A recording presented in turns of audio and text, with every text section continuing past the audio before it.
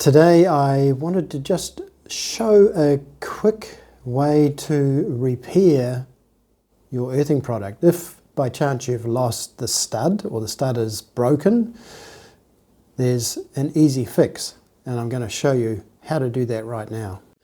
So if you're unlucky enough to have a product where the stud is broken or come off for some reason, so in this case this pillowcase here has lost the stud, please contact us straight away because we can send you out this little guy. So it's a two-piece screw together stud, and this does the job perfectly well and is easy to apply.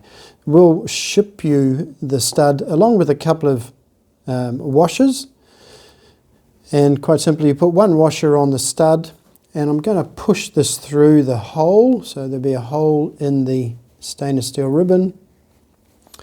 In this case I'm going to put a second washer on and then screw the other half on. So very simple, very straightforward. In this case I'm going to use this pair of pliers to tighten it up, make sure it's not going to come off.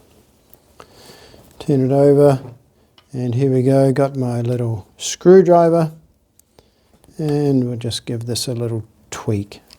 It needs to be firm, of course. Some people might even have had customers suggest that they put a little bit of glue into the thread, but that's not really necessary as long as you have something, a pair of grips and a screwdriver to tweak it up.